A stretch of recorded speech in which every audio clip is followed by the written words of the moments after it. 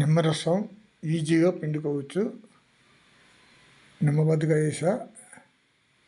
విత్తనాలు ఇది స్టామినాకి చాలా మంచిది. అందుకే నిరాహార దీక్ష చేసిన వెంటనే విరమించడం కోసం ఇవి తాపిస్తారు. కొంతమంది షుగర్ వేసుకుంటారు, కొంతమంది సాల్ట్ వేసుకుంటారు. ఎవరి ఇష్టం వాళ్ళది. షుగర్ ఉన్నవాళ్ళు కంపల్సరీ సాల్ట్ తక్కువ వేసుకోవాలి. అదే బీపీ ఉన్నవాళ్ళు సాల్ట్ కూడా వేసుకోకూడదు. వట్టి నిమ్మరసమే తాగాలి. కొంతమంది కూల్ వాటర్ వేసుకుంటారు, కొంతమంది మామూలు వాటర్ వేసుకుంటారు.